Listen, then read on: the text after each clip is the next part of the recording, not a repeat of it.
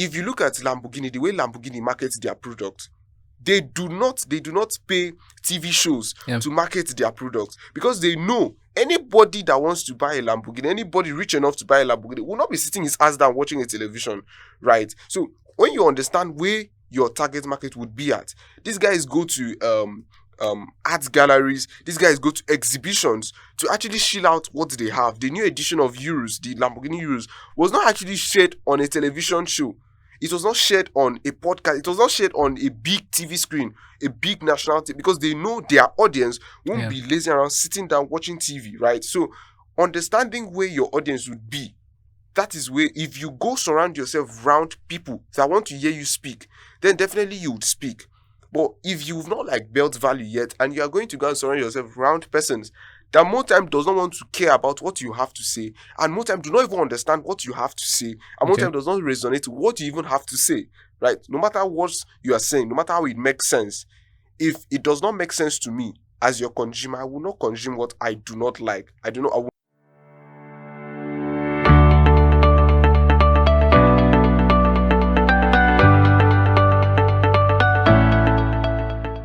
Welcome to the Entrepreneur's Manual, where we talk everything tech, business, and entrepreneurship.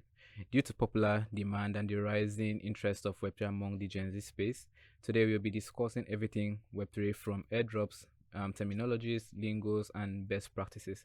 And who best to talk about this than the voice of Solana in Africa? Debar, welcome to the studio. All right, thank you so much. I'm very much pleased to be in your presence today. So I just want to get straight into it, right? Tell us your story. Who is Debar? Okay. Basically, I think I would start from the name Debar, right? Because I've been hearing a lot of conceptions behind the name Debar, and if you actually if you come from an angle of aura, right, you see that the name Debar actually comes with an authoritative force, right? So actually, the name Debar actually stands for, is an Elizabethan English, right, for someone that stands out for others, right? So coming back to the Web3 space, right, the whole crypto space, Debar is a personality that I would say stands out for dignity, right, represents something great. So he's a Solana maxi, he's a top KOL in the Solana industry, and I think with 4 years experience, I can tell he's one of the biggest in the Solana ecosystem right now, and he's pretty much the founder of Defi Grammy. So that's a tip of an iceberg of who Debar is in entirety. That's great. What did you start with when you entered this space? Okay, what did I start with? Start with the space.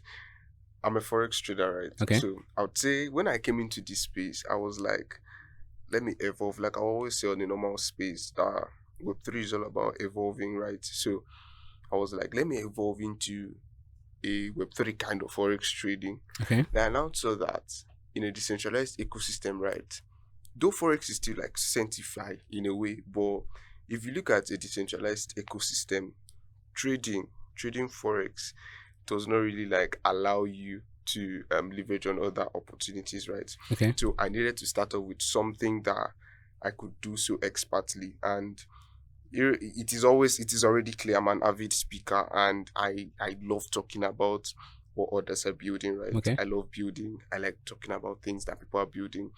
I like sharing ideas to other persons about what innovation is going on, right? So I was man, if in the Web2 space, before I came into this space, I was more into Web2 industries, talking about them, getting to rep them and talk about them and use my face and talk about them, right? So coming into this space, I was how do we do it in a decentralized way, right? So I'm okay, I could actually be an ambassador for some projects, right? And it started playing off well that, most of these projects know when they see someone that has a way of speaking very well, a way of actually selling out himself so shamelessly. Okay. So they were Debar is a great guy, let's work with him. So that was basically the start, and look at where I am today. So you have just told us all these you have shown us gold. Yeah. So what are those challenges you met at the beginning? The challenges. Okay. Because you have just given us all your wins, but I doubt the road was that clear. Yeah. In the beginning, I kind of feel I had these challenges of, I kind of feel most of the problems that I faced and succumbed and like defeated, right, was more of a psychological problem, Okay. an environmental limiting problem Okay. than even a huge challenge, right? Because I faced this challenge of how will I grow my audience? Jobs only goes to those that have good followers, organic followers, and all those stuff. So how do I grow my audience? How do I grow my audience? How do I get it? How do I start? You get so starting off, no matter how I keep saying how sweet is coming out of my mouth, right? But I had to stay up to like 3 weeks without starting, still deluding my mind in how will I start? Who would believe in me? Who would do this? Who would subscribe to what I would say? You get so that first 3 weeks I was so drowned and I did not do anything. All I was that will I start? If I start, what will it go on? Like Okay. all the stuff. So but after I started, I was like, wow, fuck it. Like I don't want to know what was going on. Let me just start. I created my first Twitter account and I was like, the name Debar FX, right? Yeah. And I started saying things that naturally persons would not really subscribe to it. I'm more of a critic, right? Actually a big time critic. So actually saying things my own way. So I would say most of the challenges I faced that I'm still facing today, though I'm still defeating them like Okay. as the day goes by, is that I don't resonate. I don't confine myself with what people believe is the normality. You get, I work according to standard, but I don't work according to people's normality. I work out of because I see myself here. People kind of feel life is all about this, but I Yeah. see it here. So at that point, when you think that way, you'd always have a lot of conceptions, misconceptions coming your way. So I think the difficulty I had to face was more of the ones I created, of how Okay. will I start, where will I go, who would do this, who would do that. I pretty much had to like just start, and it started playing out for itself. Okay, that's great. So I want to address something. So based on what you're telling me here, most of your success, not even I've not heard anything about airdrops here.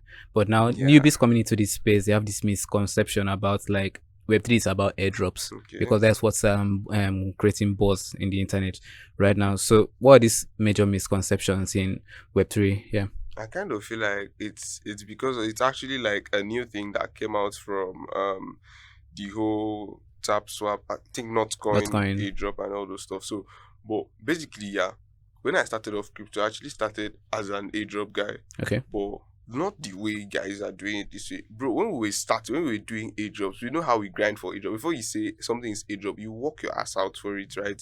So the airdrops they are doing basically now on the Telegram tasks are open easier. network, yeah, are actually way easier than what airdrop is supposed to be, right? So now coming to look at the airdrop of the 21st century, Yeah. right now, I'll tell you that it has actually onboarded a lot of persons that are not value oriented, knowledge oriented, result oriented persons into the space because Okay. everyone is just focused on when are we getting the next booming airdrop. After not going, everybody was trooping into the Web3 Tap space. swap, hamster, Like, and everything. I want to do this, I want to do this. My neighbor cashed out from Notcoin. Yeah. I remember entering boat and I was talking to the driver and he was like, bro, are you sure? Make sure you are doing Notcoin, and I have some other Telegram apps. He did not know who he was sitting down with. And I was like, wow, why would you want me to do that? I was inquisitive, right? He told me he made $400 from Notcoin. Imagine that. Now, at that point, a normal Nigerian mindset, much respect to us, but a normal Nigerian making $400 for something he just did on his phone, for just tapping his phone, $400, I think that's over 500,000 naira, right? So making that at home is so inconspicuous. So coming outside the street, you really want, and if you take that adoption into a knowledgeable thing, I think we would be able to, like, that was when I was talking about leveraging the whole African market, because Africans actually have a way of actually onboarding themselves into one thing if they want to do it. So the whole airdrop saga have brought a lot of persons that do not want to sit down and understand what is this thing I'm tapping, why will it pay me, right? Money don't just fall from heaven, right? Where would they get the money to pay me? Why would they pay me? Why am I tapping? What am I tapping into? And all those stuff. So basically, if you do not sit down to reevaluate, why am I tapping? Why am I doing this? Why am I doing that?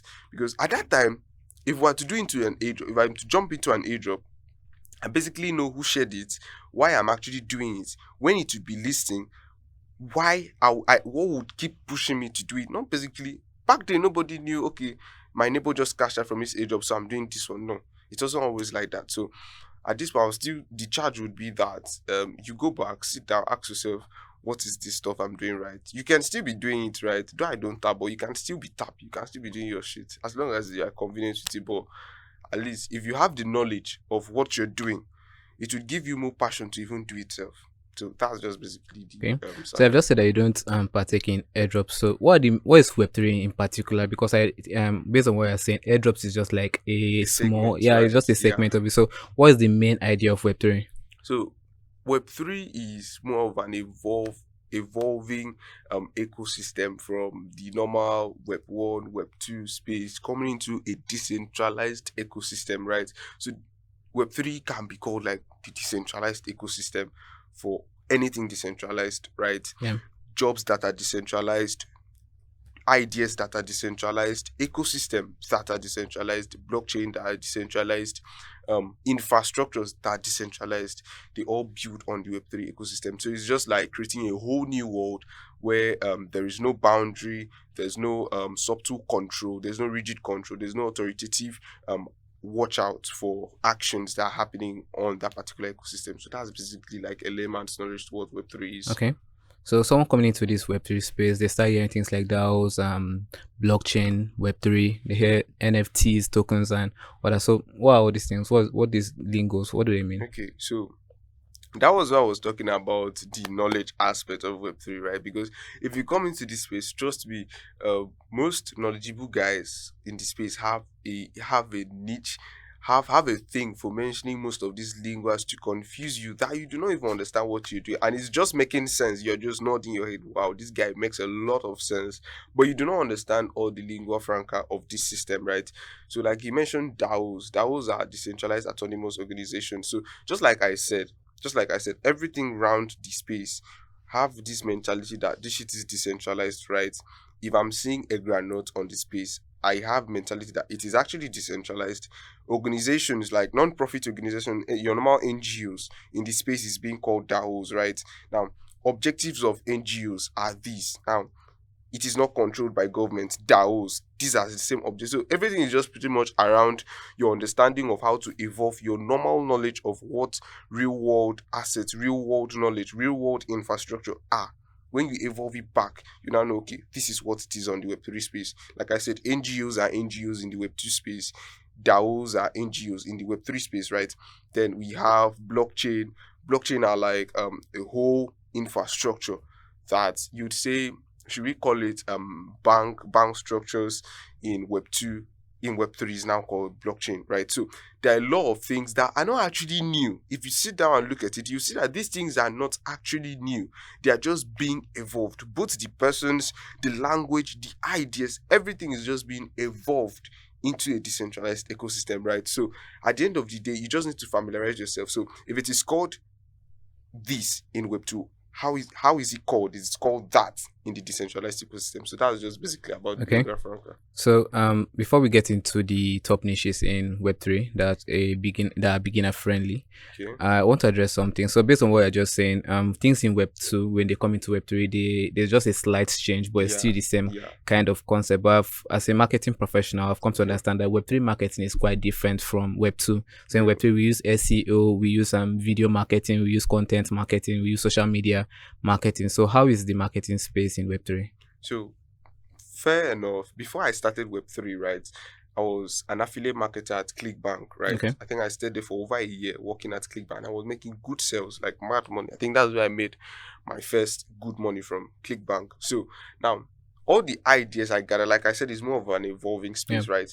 All the ideas I gathered at ClickBank helped me so immensely, even till today, because all the skills I got there helped me to understand how marketing actually goes on in the web. Like you said, it's not the same way.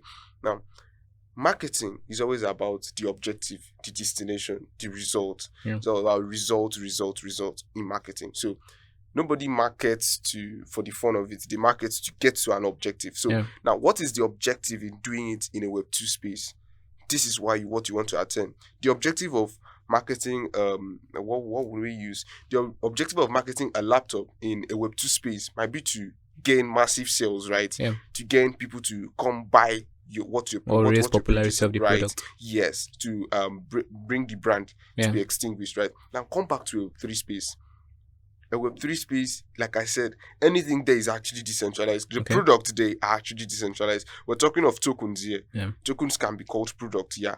So now tokens, how do you market these things? How do you market even ideas, even industries? How do you market it with that knowledge already in the Web2 space that this is how you market it? You also want to be result oriented, Okay. right? What are they trying to achieve? Now, I create a token. I want to hit 1,000 market cap. I want to hit Okay. 1 million market cap. I want to do this. So if the results at both ends are not equal, thereby the strategies will not also be equal, right? So if I want to attain good marketing skills in the Web3 ecosystem, I need to understand what do they want to object, because most of the times as an influencer, I do have this question, hello, would you love to market? I'm like, the first question I ask is, what do you want? Do you want volume or do you want numbers? Because Okay. both I can give to you. But in Web2, in Web3, there are some projects that might just need numbers. They just want persons to just know about them, right? Yeah. They might not necessarily need your money, right? We might just tell you, oh, download so app on your phone. Just have it on your phone, right? Yeah. We necessarily do not want you to, just like the grass airdrop, right? Nobody asked you to invest or do anything. We just need you to be among them. So Okay. you need to understand the concept, what they are trying to achieve with this marketing, what they're trying to achieve with this promotion. With that, you now be able to like, oh, I could do this. This is how I will now work it. Because if you look at even the video content, the video content you're mentioning, right? If it can, it is not even about the process. Most times, it's not even about the process.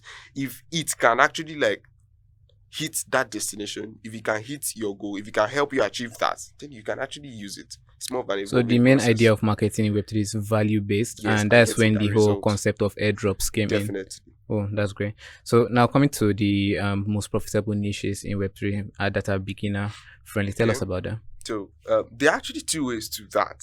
Yeah, that's actually the most, I think, after what will I do, what is Web3, the most asked question is the most profitable niche, because human beings don't want to suffer. And it's fine for everybody to like want to do the most things that would get you the most. But actually, after like how many years on this space, I can tell you for a fact that it's generally more time not even about what you do. You get, it is more time not even about what your niche is, right? Okay. Because at the end of the day, if you're actually profitable, you see that more at times what you actually gave out as an official niche might not actually be what is actually paying you like massive funds, right? So, but I'll actually start the most profitable niche. I'm just giving that as a back end information, right?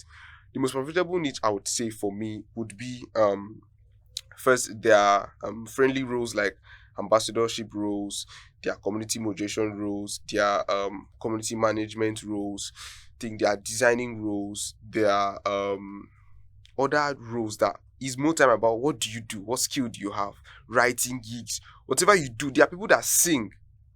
I know of a guy that all he does on this space is he comes, he talks about project using his music, right? So it's more time about what you do, right? So this guy sings about a project, and that is his own marketing skill.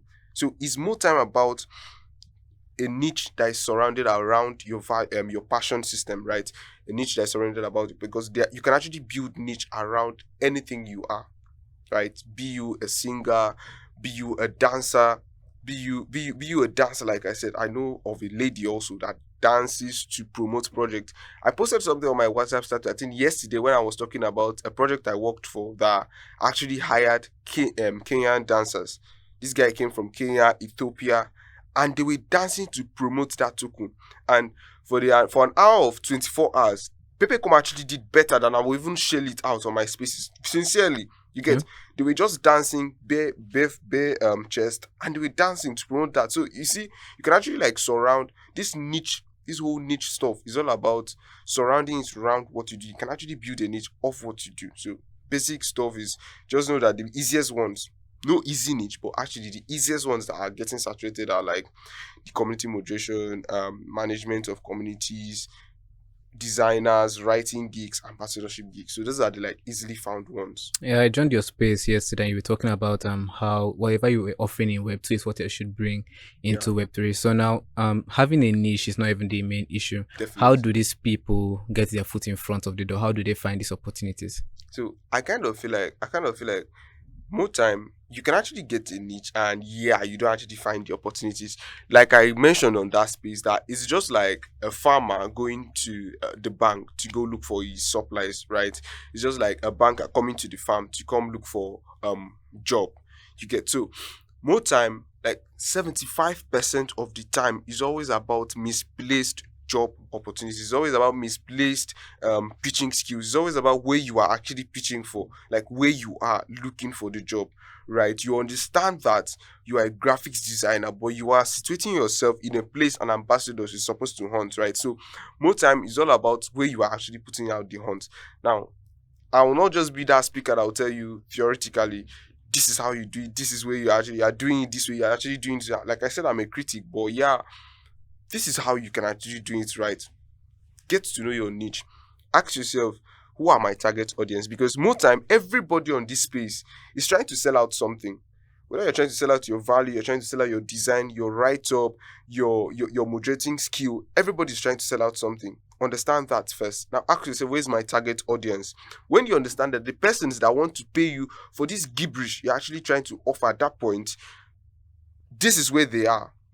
I was talking on a huge Asian space, and I told these guys, that was the only thing I dropped when I left this space. I told these guys that the reason you are having bad marketing is not that you don't have good marketers, it's not that you don't have good influencers, it's that these guys are taking Lamborghinis to the airport. These guys are taking Lamborghini. Let me explain. If you look at Lamborghini, the way Lamborghini markets their product, they do not pay TV shows to market their products, because they know anybody that wants to buy a Lamborghini, anybody rich enough to buy a Lamborghini, will not be sitting his ass down watching a television, right? So when you understand where your target market would be at, these guys go to art galleries, these guys go to exhibitions to actually shill out what they have. The new edition of Euros, the Lamborghini Euros, was not actually shared on a television show. It was not shared on a podcast. It was not shared on a big TV screen, a big national TV, because they know their audience won't be lazy around sitting down watching TV, right? So understanding where your audience would be, that is where, if you go surround yourself around people that want to hear you speak, then definitely you would speak. But if you've not like built value yet, and you are going to go and surround yourself around persons that more time does not want to care about what you have to say, and more time do not even understand what you have to say, and more time does not resonate with what you even have to say, right? No matter what you are saying, no matter how it makes sense, if it does not make sense to me as your consumer, I will not consume what I do not like. I will not consume what I'm not benefiting from, right? So it's more of a two-way understanding. This is where my audience are. I would go play there. If this is where my audience is, and you put in half of the work you're actually putting where you're actually like jumping around, doing serious, I'm active and shit. If you actually do it there, even if you are playing around there, you are playing around potentials, right? So that is more time the issues we are facing when it comes to like hunting, getting gigs according to what you're doing. So now in the Web3 space, do we niche down or do we go as a professional? So what I mean is that in the Web2 space, right, as a video editor, you have to niche down. So are you a video editor for gaming creators or for entertainment content creators, someone like Mr. Beast, or more of a podcast video editor? So we niche down to enlarge the type of people, or to reduce the diversity in the people we reach out to.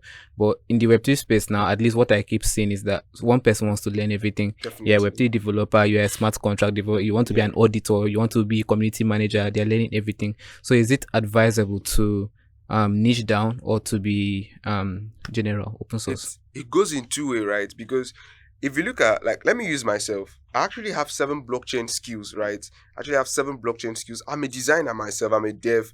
But when they mention the name Debar, nobody is reasoning that I'm a designer, right? Nobody is saying this guy designs, this guy writes, this guy codes, this guy does this, right? Because I've been able to like understand that people don't hire you for actually being everywhere and nowhere entirely. Okay. They actually hire you when they know you're an expert, a professional in a particular field, right? So like you said, niching down will actually help most people. Because if you look at I'm giving in a room full of people, I'm working with a gamify project, and I'm looking for a video content creator for a game project. I will not come to a podcast guy. He can deliver the job so accurate, is in his line of work, but at that point, if I'm looking for an expert and I'm given choices, I will not pick you. I will not pick any podcast guy. I will not pick a guy that does this. I'll pick a gamified, because it might get boring. It might get unprofitable. Trust me, I've been there before. That's why people keep asking, why are you still on Solana? You have great influence. You have this. You could move to this. Like I said, I'll be 2x my size if I was in Sui blockchain, or if I was in Ton blockchain. I'll be 3x my size if I was in Ton blockchain, right? But understanding that it can get boring here. It can get unprofitable. Truly, it can get unprofitable here. It can get boring. It can get taxi. It can get noisy here, because people keep that you are boring, you are staying one place, you are building. But if you can lock in, keep staying one place, keep building. Somebody's watching. At the end of it, that's more time what I learned. Somebody's watching. I did not just blow up. Somebody was actually seeing that, irrespective of the noise, I was actually one of the guys that were actually early to turn blockchain. But at the end of the day, I saw something else. So irrespective of the noise, you were able to like get into a particular place, and you sit down there and you build, and you actually offer quality value, and you keep up-checking your skill, you keep upgrading day by day, right? In a particular section. At the end of the day, a day would come that your services would be needed. A day would come that reckoning will need in that department, and you will not need to shill out yourself at that point. Your POWs will just speak for you. So more time is all about niching down, becoming an expert instead of becoming an all-round guy. Okay, that's great. I actually wanted to ask this question yesterday. Why Solana? As you have said, if you're on the Tons chain, it would have been bigger. So why? Definitely. So, like I said, if I was on Ton, I would be 3x bigger my size. If I was on Sui, I would be 2x. I think if I was on Cosmos, I would be 2x also. So I'm a guy that has worked in more than 4 blockchains. I've worked in BSC, I've worked in ERC, I've worked in TRC, and I'm on Solana, right? Now, why I choose Solana is because I'm more of an onboarding guy. Okay. Right? I lend my hands. You get? So I'm not saying other blockchain could not help me do this, but more time, if you look at the way Solana is built, Eradicate Ton for now, before Ton came into the ecosystem, Eradicate Ton, guys that were here like 3-4 years ago, 5 years, 6 years ago, you understand that the only blockchain you can actually lend out your hands to help others was actually Solana. Okay. Right? It's only Solana that you can. I've actually onboarded more than 500 guys into this blockchain, and I can tell you for a fact that it's only Solana that would help you to scalably, like so conveniently onboard these guys into this blockchain, and they get profitable. They understand the terminologies around Solana. So why Solana is because Solana is actually newbie friendly, right? So more time, building on Solana is actually fast. Onboarding on Solana is very fast. So I'm a builder, I'm an onboarder. So this blockchain actually fucks with what I do, resonates with my value system, resonates with what I want to do, what the destination and the result orientation is for me. So that is why it's Solana. That's great. So based on terminologies and Web3 Lingos, what is the difference between Memecoins, tokens, and then what's the other one called again? Is it game project? Yeah. So Memecoin tokens, I'm looking for a word to use on the Web2 ecosystem that would get us to understand very well. So I don't know if you know about Ponzi schemes are still Web3, are still decentralized in a way. But let me still explain. Meme tokens are like presupposed people's dreams, like kind of somebody's dream to build something up, and this is that. It's just like building a provision store. Right, it's just like your little provision store, the one you don't have a shop for, just your little POS business, your little this, your little that you are building out of a dream, right? Then you finally get 2 or 3 persons who fuck with that dream, who actually sees it the way you see it, and actually subscribe to that business. Building an airtime shop, you get persons that subscribe to you daily or sometimes weekly, right? More time, you basically dream that it would do well, get to this stage. Back end, you understand that later this business can't get you Lambo, right? This business can actually like crash at some point. You are responsible, you are an entrepreneur, you can actually take down liquidity and actually make this business go down a bit. But you want to be profitable first before doing that. So come back to the Web3 ecosystem. Meme tokens are like, how do I put it? Dreams, illustration, tickers that are being built on the chain, protocols that are being built on the chain to like spike up reaction. I think Memecoin became a frenzy after airdrops from Solana, Jupe, Wen, Wolf, and the rest, Radium and shit. So these tokens are actually like stuff that don't stand the wave. Most of them, Okay. most time, don't stand the waves. Now, but utility projects are actually infrastructures that are being built, not just on dreams, because dreams fade away. You would Yeah. wake up definitely. Even in real world, when you dream, you would True. wake up, right? So, but infrastructures that are being built to solve real world problems, right, in a decentralized ecosystem. So, all utilities solve problems, but all meme tokens create problems actually more time. Okay. You get, so utility projects solve problems, and the difference is very clear. This one solves problems, gets more persons into fucking around their value system, gets more persons into seeing what they dream. They might actually be a dream around a utility project, but more time the most important fact in a utility project is that it solves a decentralized problem. So that's actually more time the whole knowledge around a utility project. Okay, that's great. Let's talk about Defi Grammy. What came about the idea for Defi Grammy? Okay, so most time, like I said, I'm actually an onboarder, right? I'm a guy that stretches his hand out to accommodate others, right? So I was like, bro, you've actually gone big on this space. What can you create out? And I'm not a small-minded person, right? Okay. I don't like a day in a life scenario, right? So creating DeFi Grammy was more of like, what is not obtainable in this space yet? How can you do this? I started off with giveaways. I thought giveaways would actually help a lot of persons. I started off with giving away Twitter Premium, getting creators to get Okay. tools to actually object their value system. But more time, you now see that these things will not actually help more time, because at the end of the day, Twitter Premium do expire. Yeah. Adobe Photoshop Premium do expire. Most of these things would expire. At the end of the day, how would this person keep continuing, right? So that was when I came up with a reward system for the whole DeFi a decentralized ecosystem.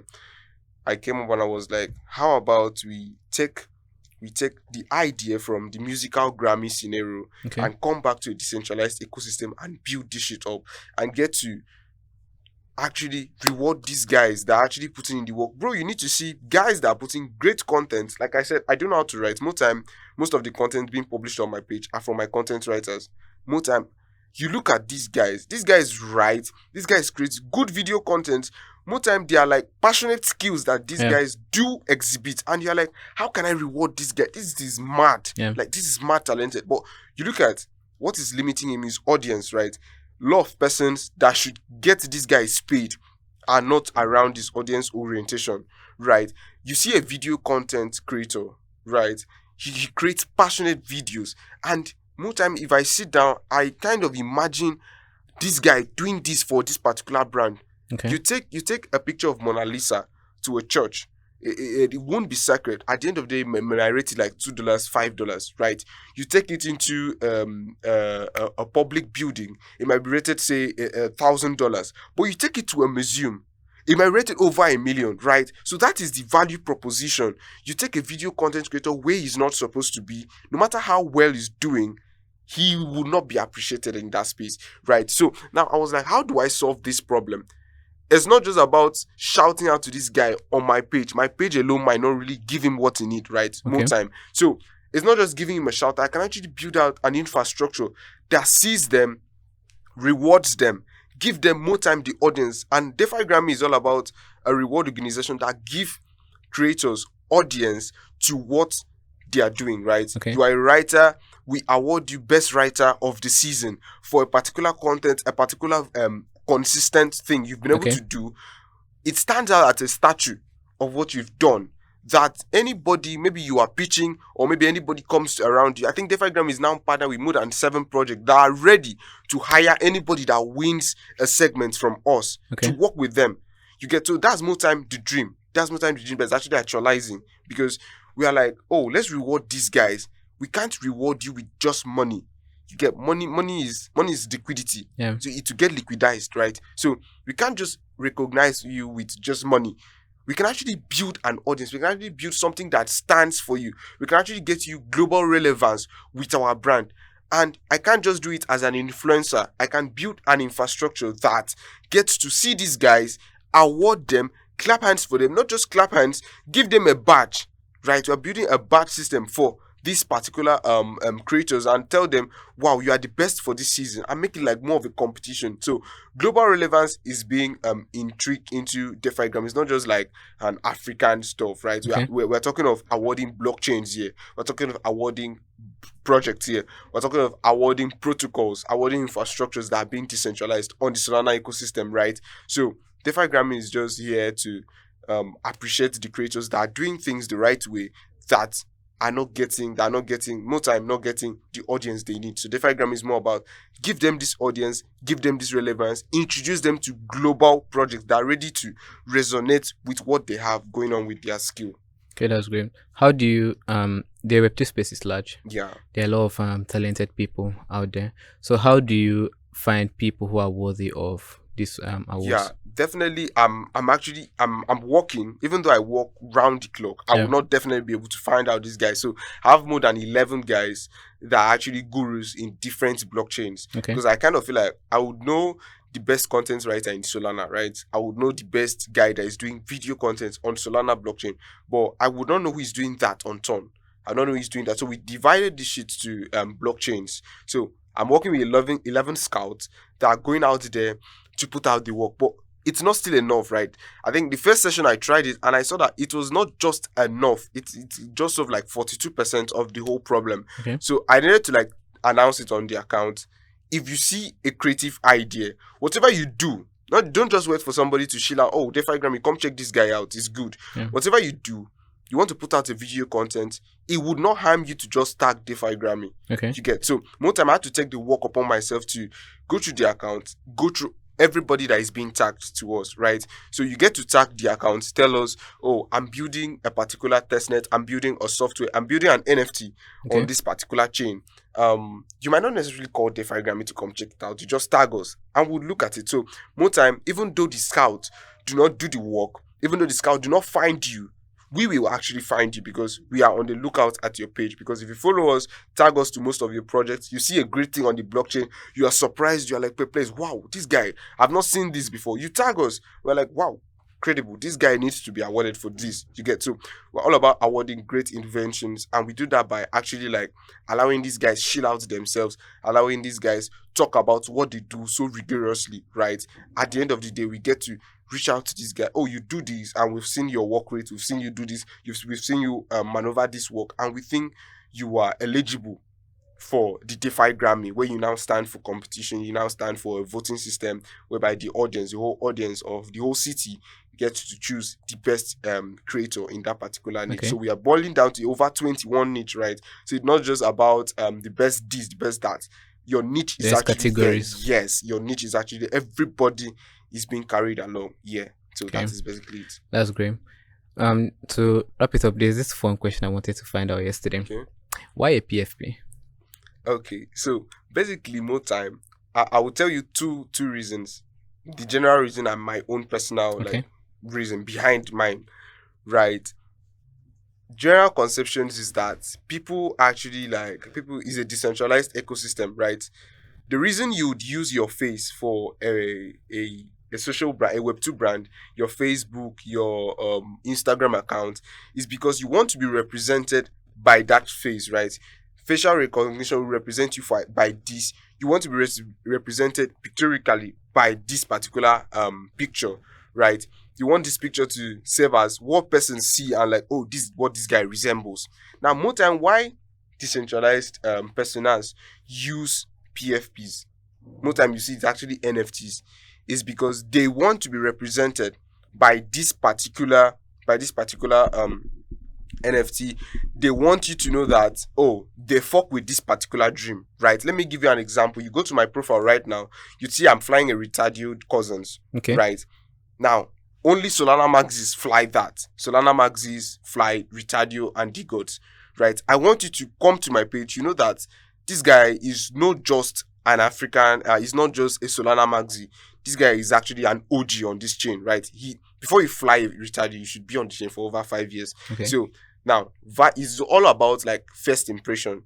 You heard them saying it on that space yesterday. You can't see a Retardio and you see, oh, you know this guy is retarded, obviously, right? So it's all about that aura that comes with that PFP. So But personally for me, more time also the truth also, that most of the times when we came into this space, it is so sad that the Africans are not being respected on the Web3 ecosystem, the whole crypto space, because of the whole scam issue and whole fraudulent activities going on in Africa, right?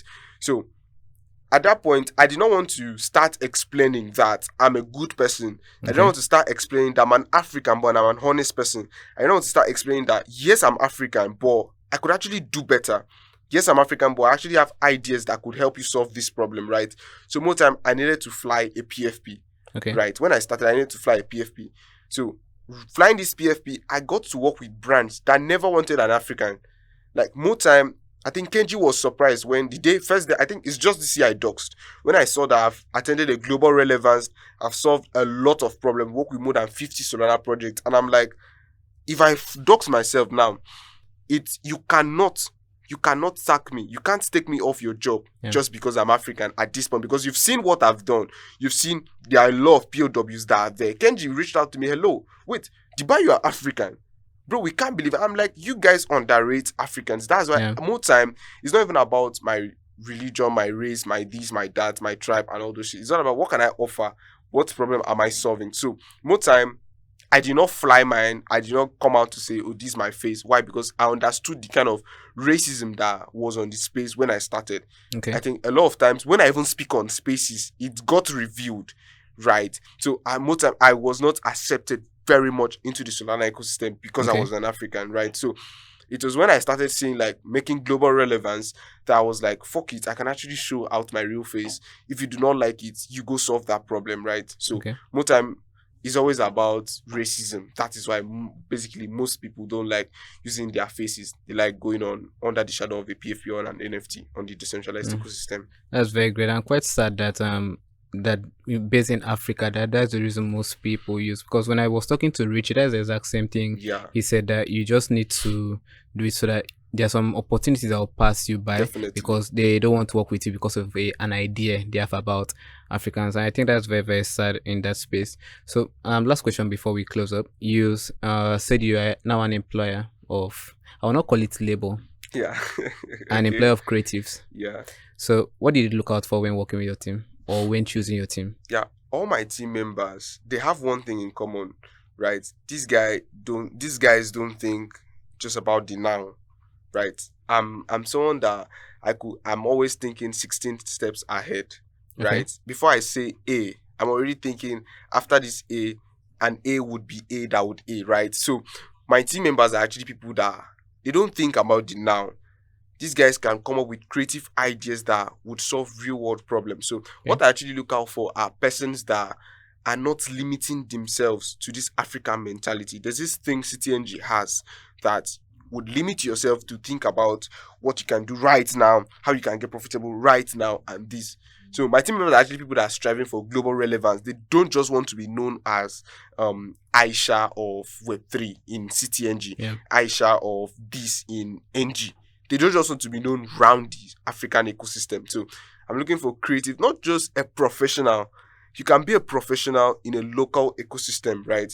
I don't work with those guys. I work with persons that I feel like these guys want to do more. They want to be big as well. They want to be. These guys are aiming higher. Like you talk with my team member, like you hear crazy ideas, and more time might sound unattainable. Like when I talked about Defi Grammy, a lot of persons were like telling me, I can't build that it's not like really attainable. It's not like it's great, but it's not attainable. When I achieved it, more time we're like, guy, Omo, you just needed to start. And I'm like, that's a twist, bro. You can't just say that. But more time, my team members are guys that their brain, even if they are a graphic designer, these guys don't just create designs that are just around, that you see around, just the normal, because I'm not a normal guy. So this guy go extra mile. That is why I work out with these guys. So I will look out for people that they don't just want to be known around the ecosystem that they are being confined to. They want to break out and attain global relevance. So these are the guys I work out with. That's great. Thank you for your time here. And you have demystified everything in the Web3 space. You have shared everything from the opportunities to all the lingos that are going around. So I think by now a beginner should know at least quite enough that they don't need to take a course to start in Web3. I appreciate you for that, man. God bless. All right, thank you for watching the episode of the Entrepreneurs Manual. If you're not already subscribed to this channel, do so, and also drop a like and comment what you want us to talk about next on this channel. Until then, we'll see you next time. All right. Thanks so much.